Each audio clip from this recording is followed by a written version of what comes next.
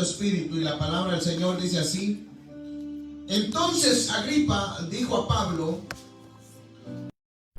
hablar por ti mismo. Pablo entonces, extendiendo la mano, comenzó así su defensa: me tengo por dichoso, oh rey Agripa, de que haya de defenderme hoy delante de ti de todas las cosas de que hoy soy acusado por los judíos, mayormente porque tú conoces todas las costumbres y cuestiones que hay entre los judíos, por lo cual te ruego que me oigas con paciencia. Oremos al Señor. Digamos: Padre y buen Dios que estás en los cielos, te damos gracias, Señor, por la oportunidad que tú nos concedes, maravilloso Dios, de permitirnos poder estar una noche más, maravilloso Dios, delante de tu maravillosa presencia, para poder, maravilloso Dios, meditar en tu maravillosa palabra. En esta noche, Señor, te pedimos por tu gran misericordia, por tu gran bondad, Señor, por tu gran fidelidad, que seas tú, Señor, permitiéndonos poder estudiar tu maravillosa palabra. Señor, toma el control de nuestras vidas, de nuestras mentes, de nuestros corazones, para que el estudio de tu palabra, Señor, pueda ser de gran bendición, Señor, para nuestras vidas. A mis hermanos que están en este lugar, Señor, bendícelos. A los que están en las redes sociales, Señor, bendícelos de igual manera. Te pido, Señor, que tú uses mi vida para la honra y la gloria de tu santo nombre. Amén y amén. Gloria a Dios. Tengan la bondad de sentarse, amados hermanos, y vamos a entrar a este capítulo número 26, y es nuevamente el caso el que hemos venido analizando, lo que es la situación en la que se encontraba el apóstol. Si usted bien recuerda, el apóstol viene de sufrir la falsa acusación, la mentira, el engaño, y todo es porque el enemigo lo único que quiere es detenerlo. Y es lo mismo que va a suceder siempre y cuando alguien sea tocado por el Señor y reciba ese llamado para poder llevar el evangelio. Porque el enemigo es lo que no quiere. No quiere que usted abra la boca y que testifique acerca de que hay un Cristo que puede cambiar vidas, como ha cambiado las nuestras.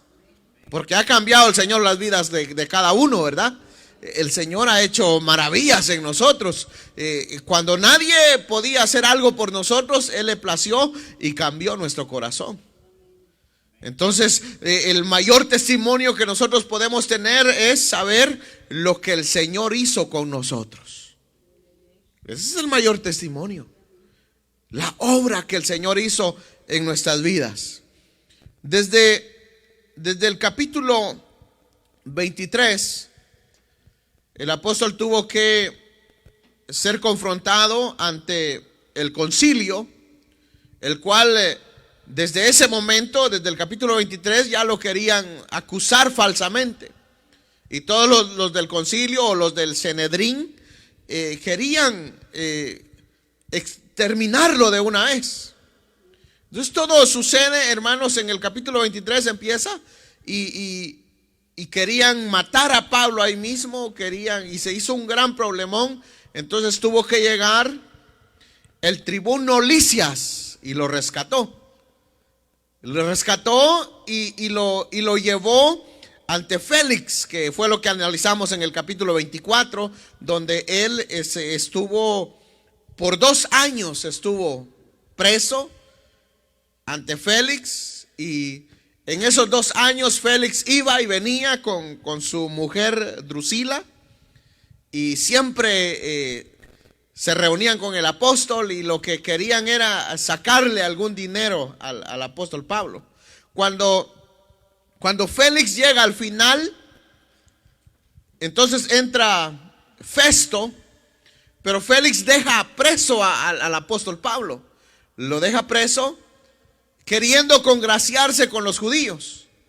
Y luego en el capítulo 25 vimos nosotros que Pablo pues está, hermanos, ante Festo. Y también Festo, cuando él recién está llegado al poder, va a Jerusalén, que son los lugares donde él va a ejercer la autoridad. Entonces claramente después de 2 años todavía los judíos querían matar a Pablo y se presentan ante Festo para pedirle, ahora sí, permítenos matar a Pablo. Entonces él investiga la vida de Pablo y le dice, bueno, aquí no le podemos hacer nada, yo no los puedo entregar a ustedes porque es él apelado a César. Entonces como él apelado a Roma, entonces no tiene que ser juzgado acá, no lo puedo traer a Jerusalén. Si ustedes tienen algo en contra del apóstol o en contra de Pablo, vayan a Cesarea, porque allá en Cesarea estaba el apóstol.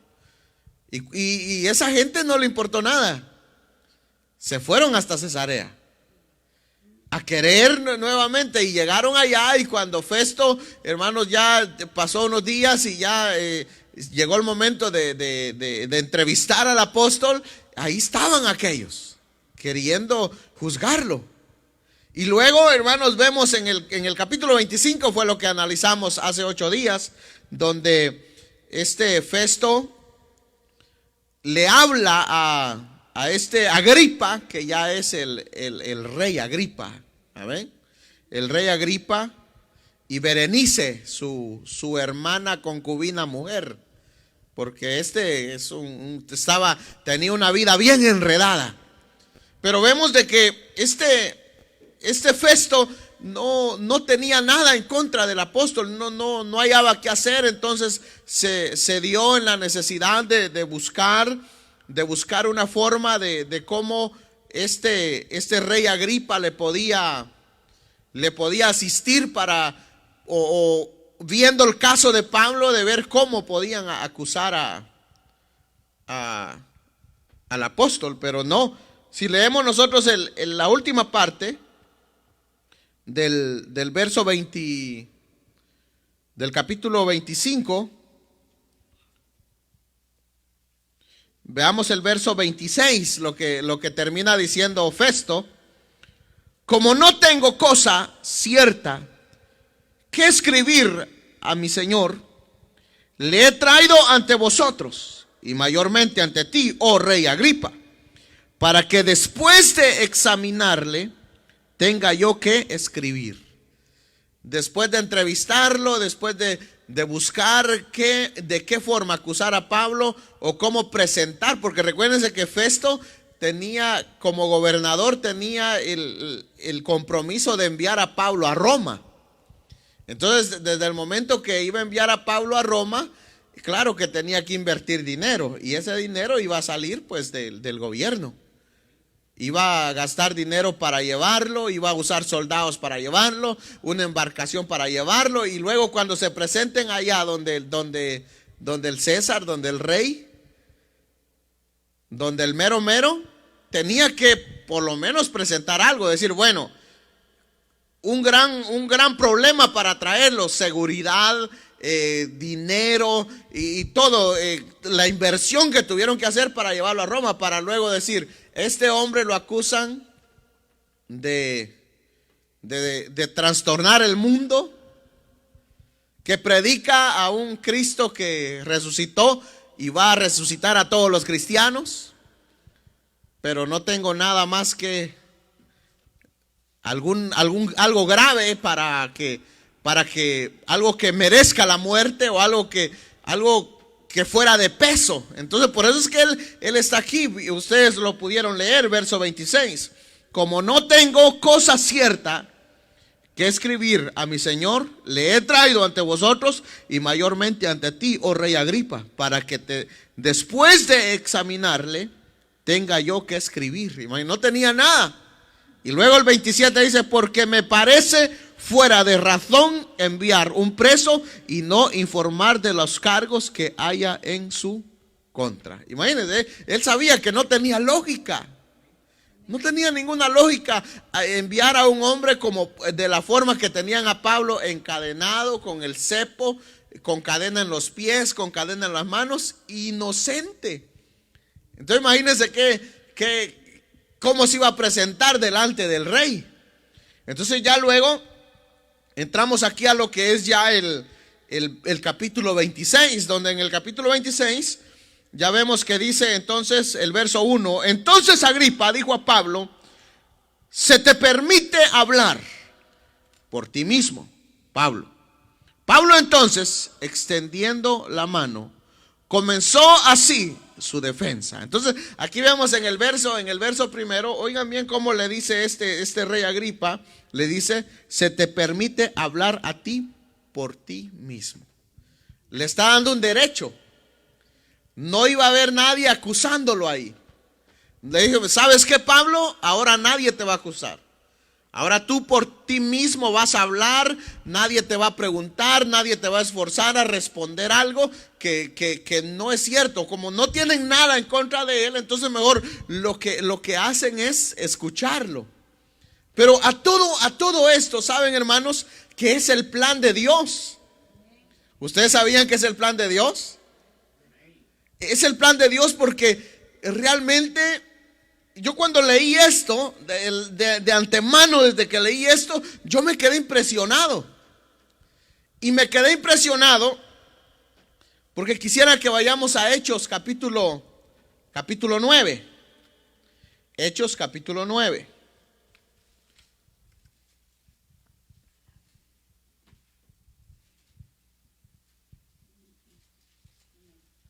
Verso 15. ¿Lo tenemos? Hechos capítulo 9, verso 15. ¿Lo tienen? Dice: el Señor le dijo: ve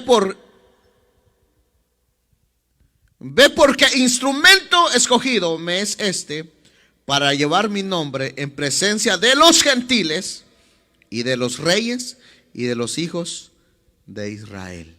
Amén. ¿Enfrente de quién tenía que estar el apóstol? Primero, número 1, de los gentiles. Número 2, de los reyes. Y número 3, ¿y ante quién estaba en el capítulo 26? Ante el rey Agripa. Se está cumpliendo la palabra de Dios. Pero oiga, cuando yo leo el capítulo 9 y veo lo que el verso 15 aclara cuál es la misión de Pablo. ¿Cuál era la misión de Pablo? ¿Ah? No, la misión de Pablo era, cuando el Señor lo llama, ser testigo. ¿A quiénes? ¿A los gentiles? ¿Alguien lo tiene a la mano? Dice: ve porque instrumento escogido me es este para llevar mi nombre en presencia de los gentiles y de los reyes y de del pueblo de Israel y de los hijos de Israel. Entonces vemos acá, entonces yo entiendo acá que a la situación a la que llega Pablo, en primer lugar, hay una promesa de Dios que él va a estar ante reyes. Pero lo que él no sabe es de la manera que va a llegar ante el rey. Y mucha gente puede malinterpretar las cosas y a veces se puede encontrar en una situación tan crítica o ven la vida cristiana como demasiado problemática y dicen: pero ¿cómo? Pero al ver uno la situación del apóstol, uno puede entender que de la manera que Dios obra es una obra sobrenatural. Porque el Señor, cuando promete algo, lo cumple. Lo que no nos dice es cómo lo va a cumplir y en qué tiempo lo va a cumplir. ¿Qué le dijo a Abraham? Que en su descendencia iba a ser una gran nación, iba a ser padre de miles y millones. Pero le dijo en qué año. Le dijo cuando cumpla 100 años y Sara ya pierda el gusto, entonces te lo voy a dar. No. Y ahí es el problema cuando nosotros pensamos que las cosas van a suceder cuando nosotros queremos, pero el asunto es esperar el plan de Dios, porque Él sabe cuándo, Él sabe en qué momento. Entonces, algo que Pablo hizo fue que el Señor, claro, le declaró a él claramente, le dijo: tenés que serme testigo a los gentiles, a los reyes y a los judíos.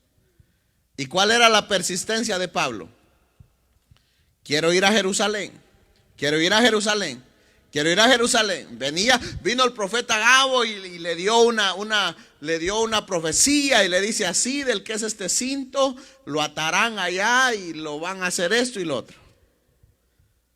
Y luego él quería irle a predicar a los judíos y el Señor le decía: no, para allá no, tienes que ir para allá. Yo quiero ir para allá. No. Y Pablo siempre como que quería guiarse por lo que él creía que era correcto.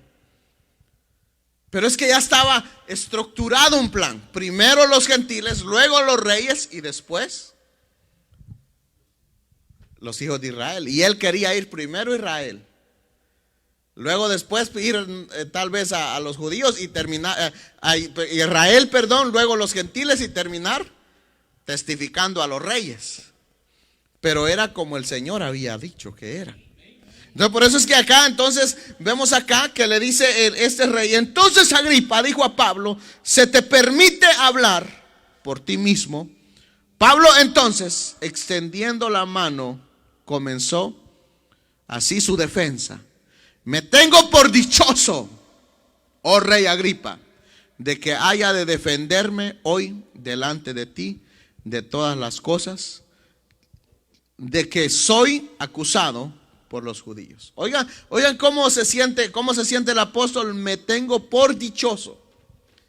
¿Sería una dicha? ¿Tanto tiempo preso? ¿Encadenado de manos y de pies? ¿Y cómo se sentía él? Dichoso. ¿Saben por qué? Porque hasta esta fecha ya Pablo ya entendió cuál era el plan de Dios. Y estar ante un rey era una dicha, pero no la dicha de hermanos, porque recuerden, está preso, pero él recuérdense que ya el Señor ya lo había llamado desde el capítulo 9, cuando fue su conversión, ya le había dicho para qué lo había llamado. Entonces, cuando él tuvo la oportunidad, ¿cómo se fueron dando las cosas? Pasó de Félix, pasó a Festo y luego a Agripa, que es el rey. Y fue el Señor el que lo fue llevando. Cuando él habla, ¿se recuerdan ustedes que cuando Pablo fue rescatado por el tribuno Lisias, Pablo no le da la gloria o no dice gracias al tribuno Lisias? Dice: no, el Señor me guardó, el Señor proveyó, el Señor me resguardó para que no muriese. Entonces ahí entendemos que él, hermanos, claro, reconoce que no está en el hombre, sino está en Dios. Entonces ya luego dice en el verso número 3: mayormente porque tú conoces todas las costumbres y cuestiones que hay entre los judíos, por lo cual te ruego que me oigas con paciencia. Entonces aquí ya empieza Pablo desde un principio. Mi vida, pues, desde juventud, la cual desde el principio pasé en mi nación en Jerusalén. La conocen todos los judíos, los cuales también saben que yo desde el principio, si quieren testificarlo, conforme a la más rigurosa secta de nuestra religión, viví fariseo. ¿Cómo vivió él? Entonces él se está catalogando como un verdadero fariseo, no como un fariseo, Pues ¿saben cuál es la diferencia de un fariseo? De como él lo explica acá, viví fariseo. No dijo viví como fariseo. ¿Saben por qué? Les voy a hacer una pregunta primero. Vean para el frente. ¿Ustedes viven como cristianos?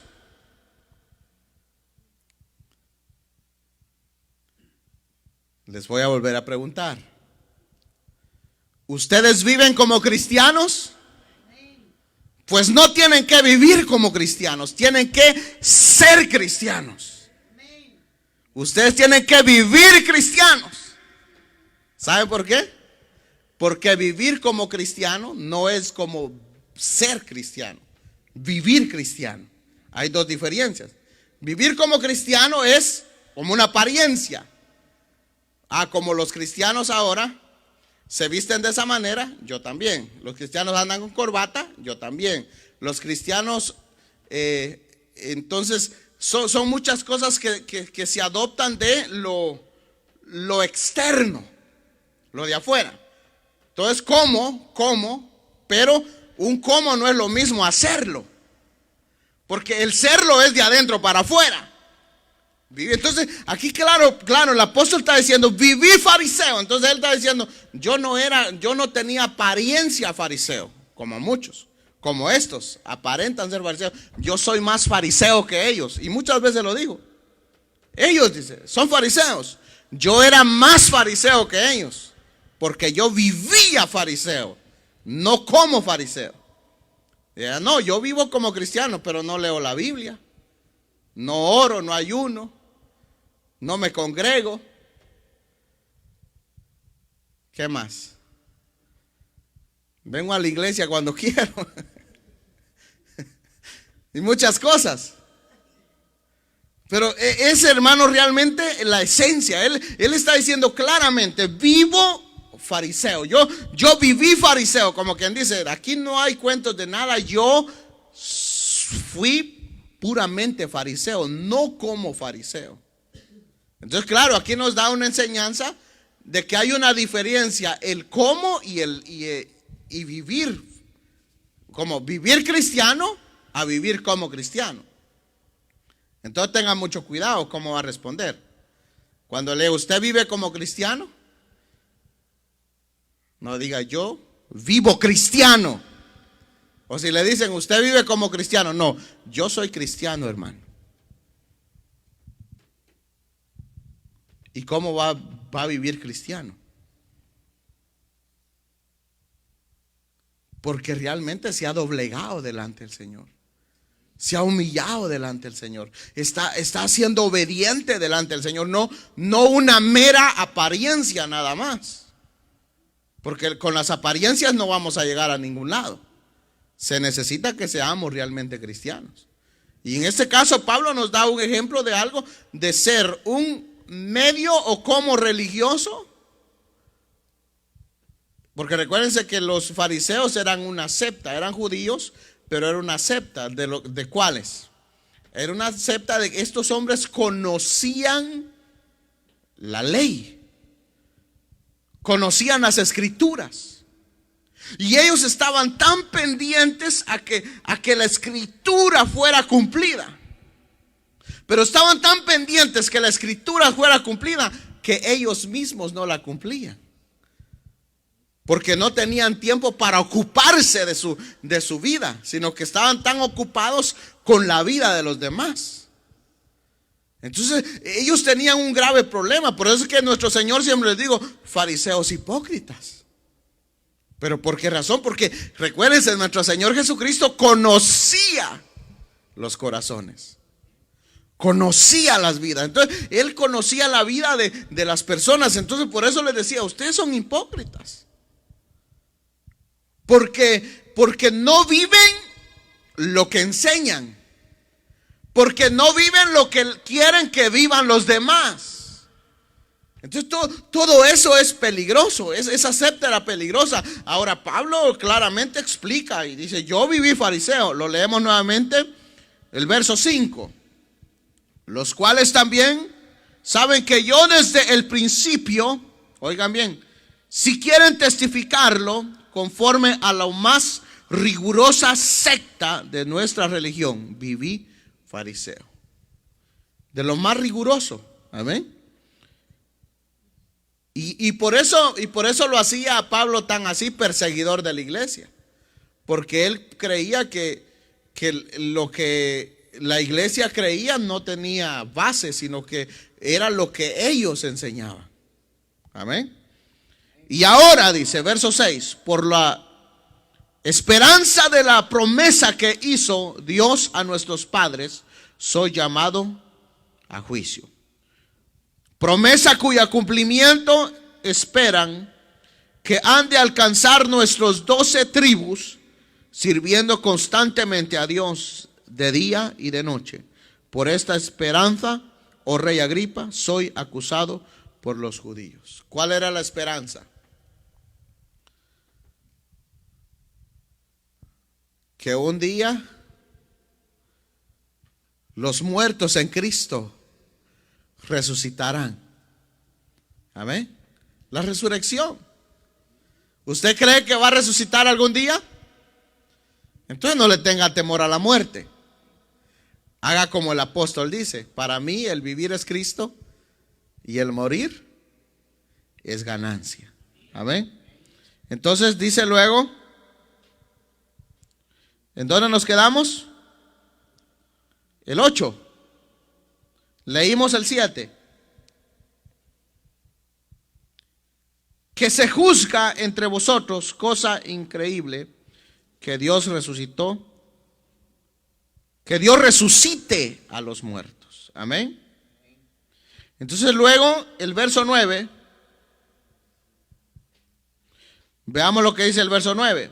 Yo ciertamente había creído mi deber hacer muchas cosas contra el nombre de Jesús de Nazaret, lo cual también hice en Jerusalén.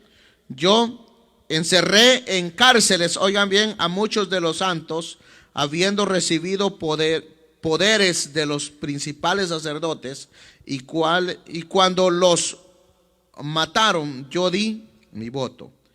Y muchas veces, castigándolos en todas las sinagogas, los forcé a blasfemar. Enfurecido sobremanera contra ellos, los perseguí hasta en las ciudades extranjeras. Oigan bien hasta dónde había llegado el apóstol. Saben que esos mismos que lo estaban acusando, esos mismos eran los que le daban cartas a él. Porque los mismos fariseos eran los que lo querían matar a él. ¿Por qué? Porque claro, se les había volteado. Pero no fue Pablo el que se volteó, sino que ¿qué fue lo que sucedió? Oigan bien el verso 12.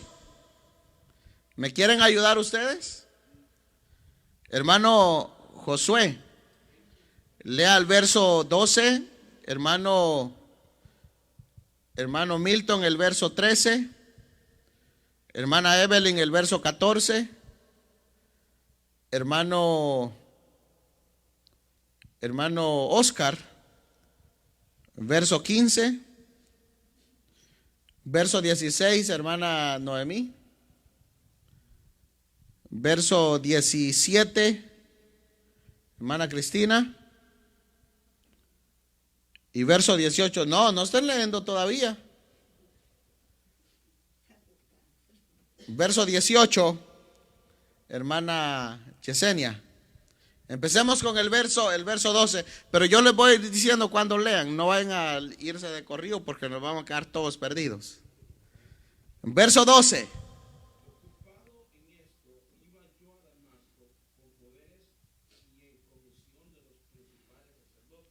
Oigan bien, ocupado él en esos deberes, iba él a Damasco, dice iba prácticamente bien, con cartas, todo, con poderes para poder ir ¿a qué? A buscar a los cristianos. Verso 13.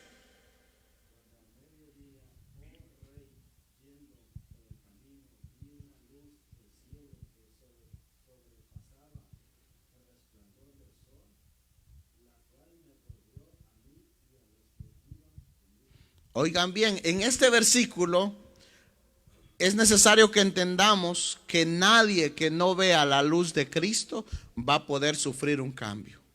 Amén. Porque él aquí tuvo, hermanos, vi una luz del cielo. ¿Y quién era esa luz? Más resplandeciente que el sol. Entonces, claro, hermanos, se necesita, para que haya un cambio verdadero, se necesita tener un encuentro con Cristo Jesús. Verso 14.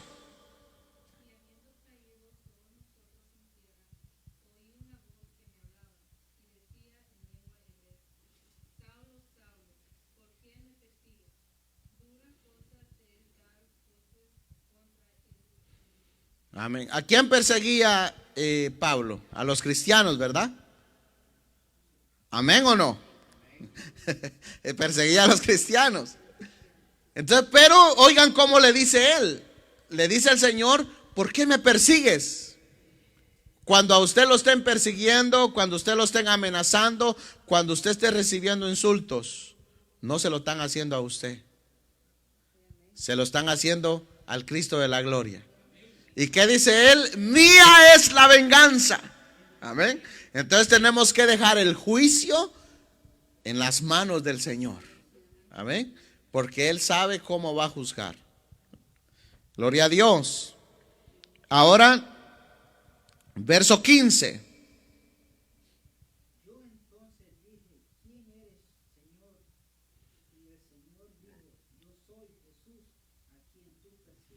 Amén. Ahí está la respuesta. Amén. Yo soy Jesús a quien tú persigues. Amén. Verso 16.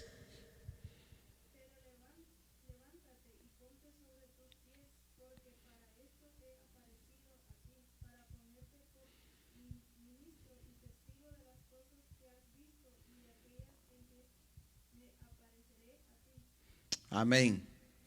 Ahí el Señor le está declarando claramente que Él tiene que testificar lo que el Señor le ha mostrado, no fuera de lo que Él ha visto, sino predicar a Cristo. ¿Y qué más?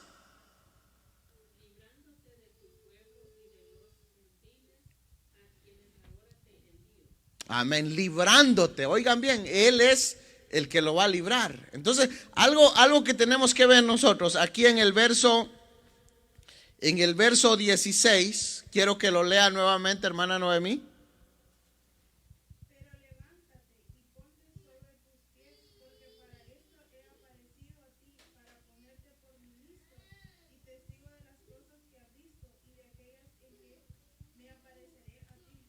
Amén. Entonces Él tiene que ser testigo. Aquí es donde nosotros, los predicadores y los que tienen deseos de predicar, óiganme bien, nosotros tenemos la responsabilidad de predicar a Cristo.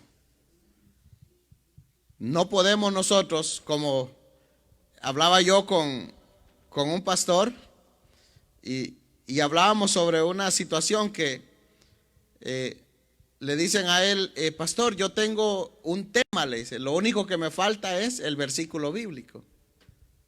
Oigan bien, ya tengo el tema, pero que lo que me falta es el versículo bíblico. Entonces, ¿qué es lo que va a predicar?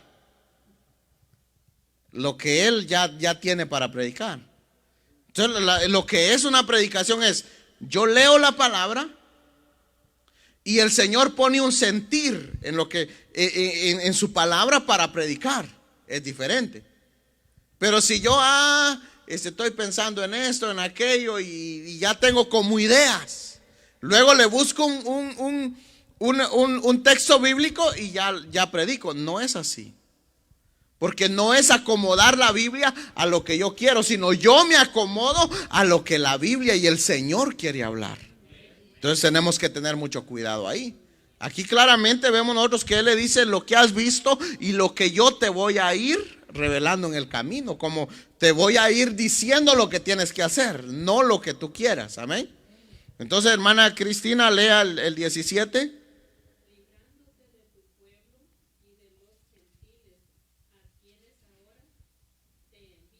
Amén. Entonces aquí vemos nosotros, hermanos, claramente que Él fue enviado predicar. Pero la promesa es, ¿te voy a dejar solo? Entonces, ¿estamos solos nosotros o está el Señor con nosotros? Él está con nosotros, librándonos, guardándonos, protegiéndonos. Verso 18.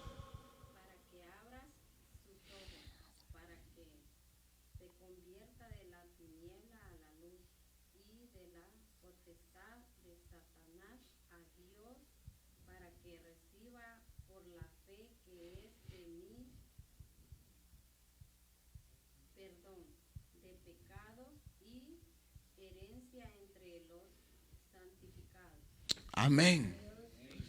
Oigan, hermanos, qué maravilloso es esto. Para que abra sus ojos. ¿Cómo está? Aquellos que Él está enviando, ¿cómo están? ¿Por qué le dice para que abra sus ojos? Si los tuvieran abiertos, no necesitarían abrir los ojos. Aquí es donde tenemos que entender nosotros que el ser humano sin Cristo, sin antes haber tenido un encuentro con Cristo Jesús, no va a poder entender el plan soberano de Dios. Y por eso es que la gente no quiere nada con Dios, no quiere buscar de Dios. La gente, hermanos, está cerrado a buscar del Señor. ¿Por qué? Porque sus ojos están cerrados. Lo que usted ve, su familiar no lo ve. Lo que usted ve, sus amigos no lo ven. De la forma que nosotros miramos las cosas son distintas. Para ellos estar en un lugar acá, venir los miércoles, venir los viernes, venir los domingos, para ellos es aburrido, porque ellos, sus ojos están cerrados. Por eso claramente le dice, para que abras sus ojos. Amén. Una persona sin haber llegado a los pies de Cristo tiene ceguera espiritual. Por eso es que dice que las cosas, hermanos, se tienen que discernir espiritualmente. Una persona que no ha llegado a los pies de Cristo lee la Biblia y lo único que va a hacer es malinterpretarla. Pero ahora aquella persona que ha sido alumbrada por la luz de Cristo, claro, va a entender a cabalidad cuál es realmente la voluntad del Señor. Dice, para que se conviertan de las tinieblas a la luz. Oigan bien, para que se conviertan de las tinieblas a la luz. Aquí hay un mensajazo. Primero ciegos, luego en tinieblas. ¿Cómo está el ser humano antes de llegar a los pies de Cristo? En tinieblas. ¿Y solo quién lo puede llevar a la luz? El apóstol Pablo. Claro, a través del mensaje del Cristo Jesús.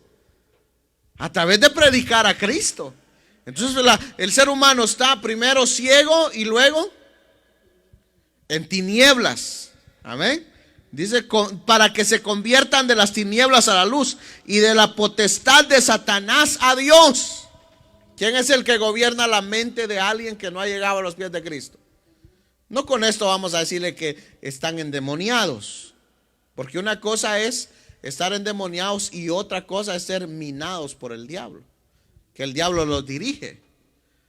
Claro, los placeres y todo, claro, son cosas pecaminosas y son cosas que el enemigo las incita. Entonces, claro, hermanos, están bajo la potestad. Aquí mismo lo dice, y de la potestad de Satanás a Dios. Quiere decir que antes de llegar a los pies de Cristo están bajo la potestad de Satanás, pero después que reciben el mensaje y el mensaje es efectivo en el corazón, claro, ya vienen a Dios, que es la luz. Amén. Y luego, para que reciban por la fe que es en mí perdón de pecados y herencia entre los santificados. ¿Quién es el único que puede perdonar pecados? ¿El Santo Papa? No, solo Dios es el que puede perdonar pecados. Entonces aquí podemos ver claramente en el verso 19, dice: por lo cual, oh rey Agripa, no fui rebelde a la visión celestial. Aquí él claramente le está diciendo, después que le explica todo, recuerden que aquí Pablo explica su conversión. Le explica de dónde él viene y para dónde va. Algo que quiero que noten ustedes, tal vez no lo han notado. ¿Ha acusado él a alguien ahora? ¿Ha maldecido a alguien él ahora? ¿Ha pedido que agarren a todo ese montón que los andan acusando y que a ellos los ahorquen? ¿Que agarren a todos ellos y los metan a la cárcel? No.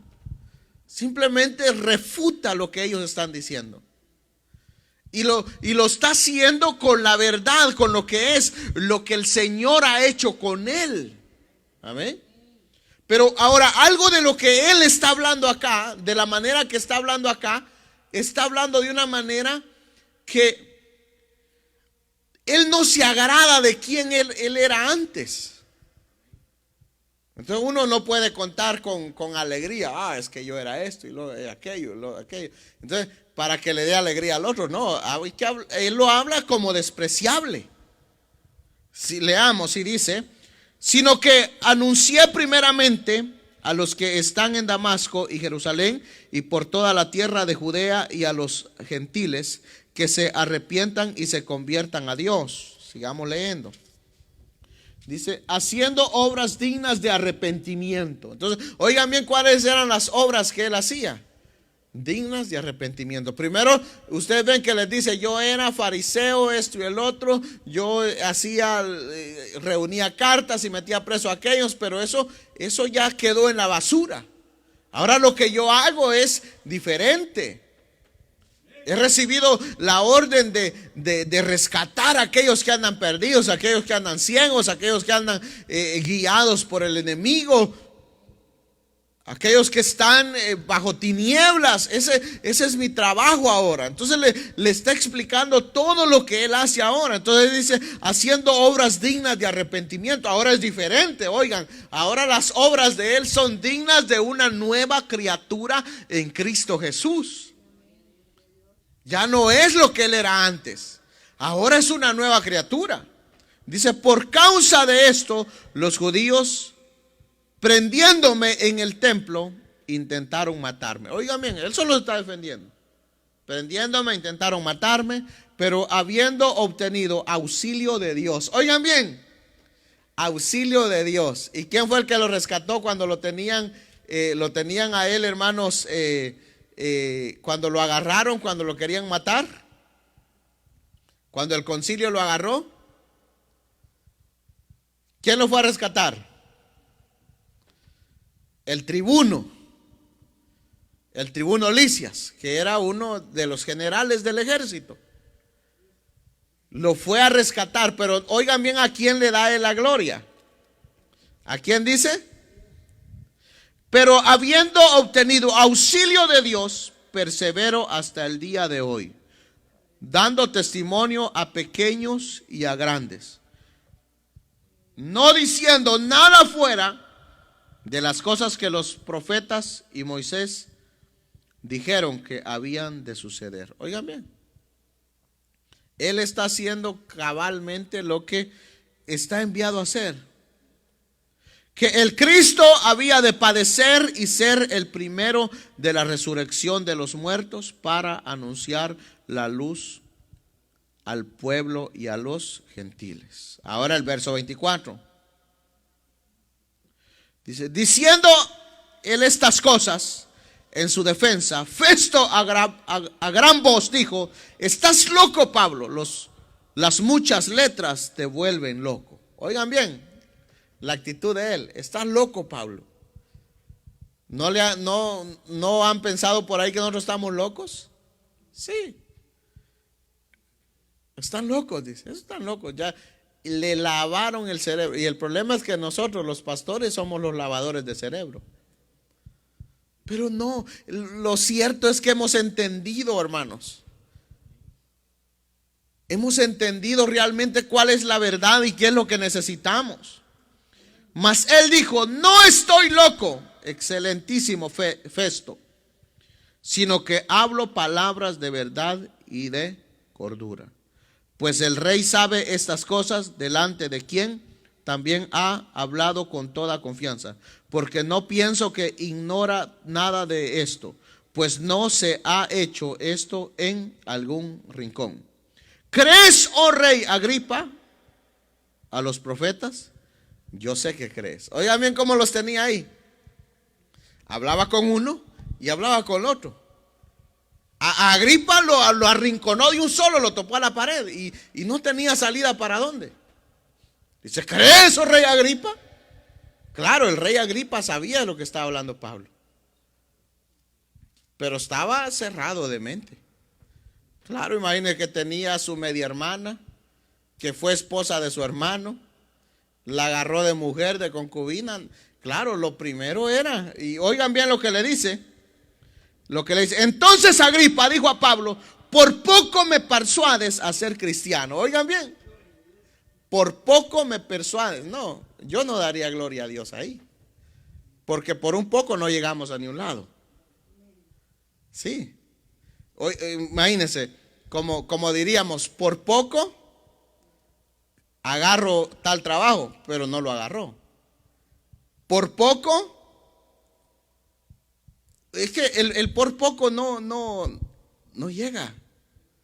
Yo no le hallo entrada aquí. Entonces Agripa dijo a Pablo, por poco me persuades a ser cristiano. Pero con una persuasión o por poco no llega a la salvación, pues no va a ser salvo. Tiene realmente que aceptarlo, pero aquel no lo aceptó. Necesitaba aceptar a Cristo, pero no lo aceptó. Entonces, por eso aquí, como dicen, a medias no llegamos a ningún lado. Es que aquí es, hermanos, o llegamos o no llegamos.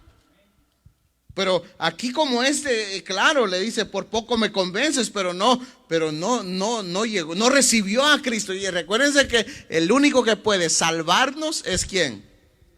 Aceptando a Cristo en nuestro corazón. Entonces, aceptándolo en nuestro corazón, garantizamos nuestra salvación, pero aquel no lo hizo. Y Pablo dijo, quiera Dios que por poco o por mucho, no solamente tú, sino también todos los que hoy me oyen, fueseis hechos tales cual yo soy, excepto estas cadenas. ¿Les digo algo? Pablo era el más libre de todos los que estaban ahí. ¿Por qué? Porque todas las cadenas, el cepo, todo eso no significan nada. Recuérdense que esta vida va a pasar, pero lo venidero es lo que realmente es interesante. Entonces él les dice, claro, aquí les dice, y Pablo dijo, quisiera Dios que por poco o por mucho, no solamente tú, sino también todos los que hoy me oyen, fueseis hechos tales cual yo soy. Oigan bien, ¿cómo es Pablo? Pero si está preso, está encadenado, pero esas cadenas no significan nada, porque él es libre. Oigan, hermanos, él es salvo, y eso es lo que más importa. Usted puede estar en una cárcel, pero si usted tiene a Cristo Jesús en su corazón, usted es libre. Porque ya no somos esclavos de lo que nos condena. Ahora, este era el rey.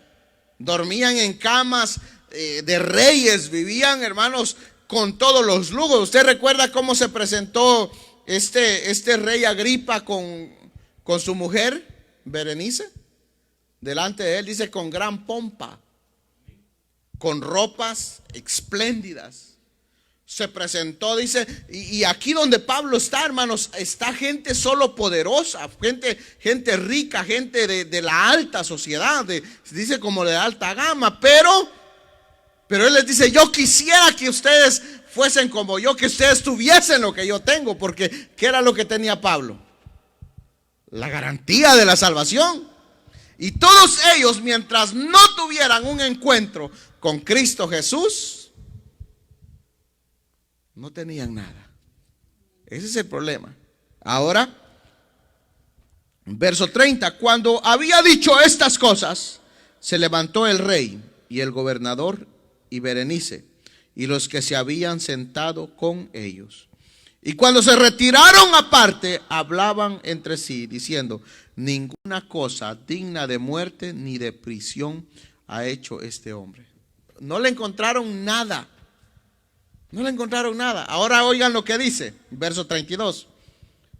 Y Agripa dijo a Festo: ¿podía este hombre ser puesto en libertad si no hubiera apelado a César? ¿Por qué iba a ser enviado a Roma? Porque apeló a César, ¿verdad? Pero ¿cuál es la voluntad de Dios? Estar ante reyes. Entonces, claro, por una razón él desde un principio apeló, hermanos, a César. Porque esa era la misión de él, estar ante reyes y llevar el evangelio. Pero aquellos veían las cosas, tal vez en su mente pensarían: qué tonto este. ¿Por qué apeló a César? ¿Por qué no pidió solo que nosotros llegáramos al final de esto y que no lo enviáramos a Roma?